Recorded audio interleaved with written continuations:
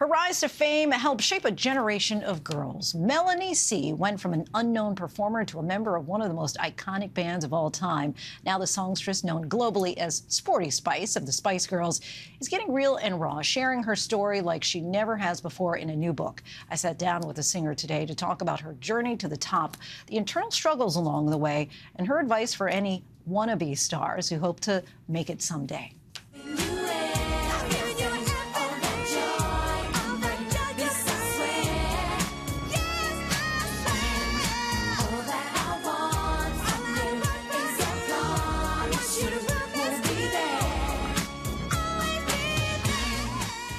I want to actually start at the end, the back of the book. You said, I never was ready to tell my story until now. Now I'm ready.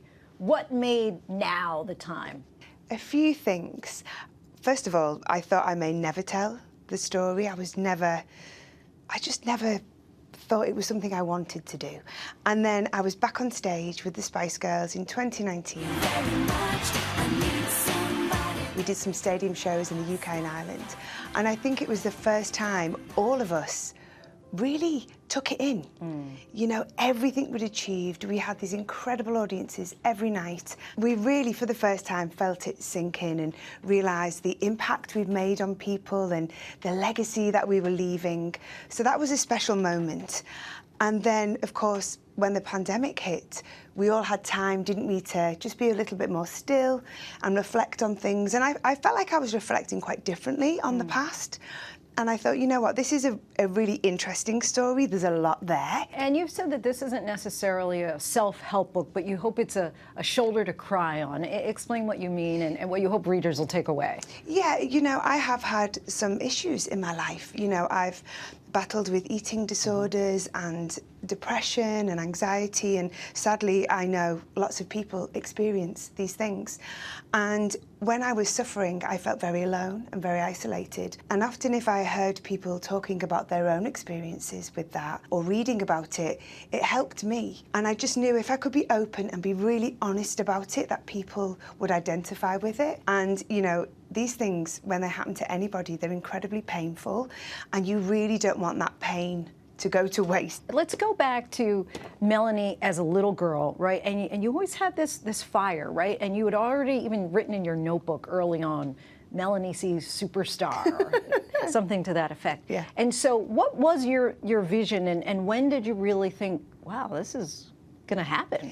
Well, you know, it just sounds horribly precocious, but yeah, that was me as a kid. I found passion for performing really early on.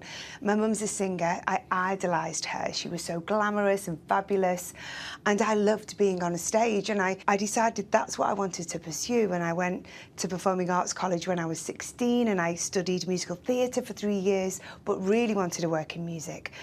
And then I went to an audition for a girl band. That band went on to become the Spice Girls, and as soon as the But there was a little hiccup, right? Because you were sick during the auditions. Yeah. But then got the call back. Yeah, so it was crazy. So I had a call back, I had tonsillitis, I couldn't even speak, let alone sing. I begged, or got my mum to beg, because I couldn't make a sound, for me to have another chance. And they were like, no, sorry, this is the date. You know, we picked the 5, that's it.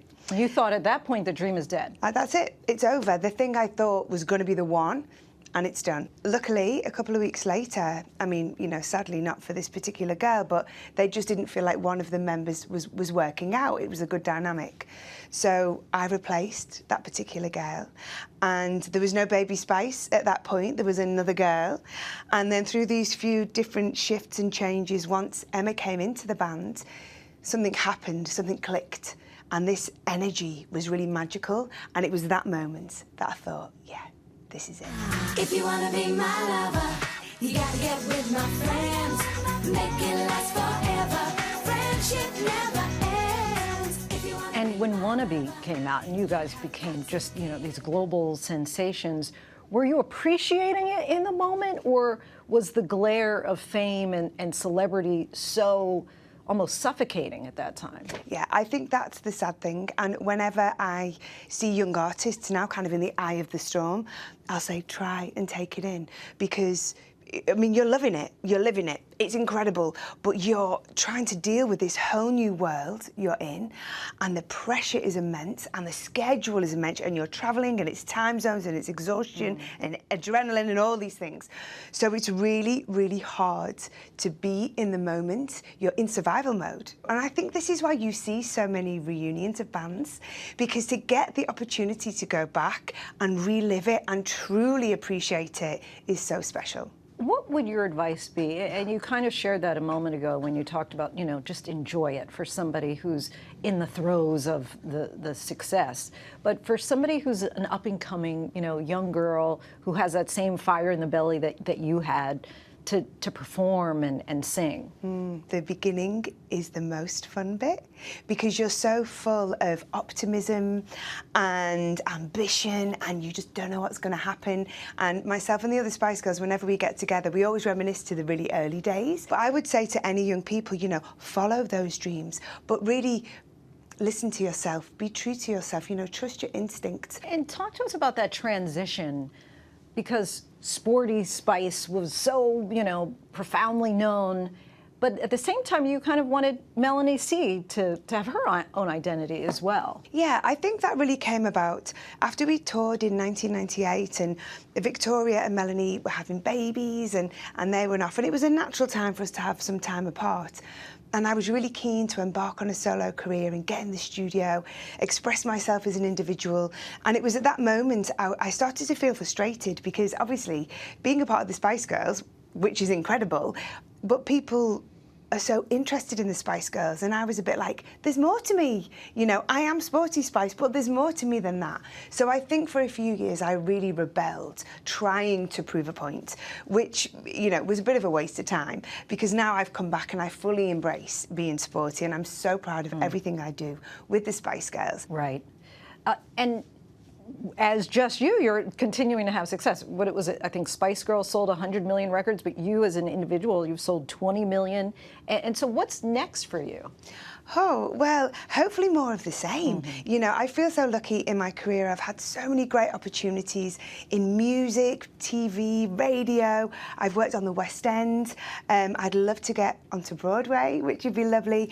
And just more music. I started DJing a few years ago. So I just keep busy, and all these great opportunities that come to me, I just grab them with both hands.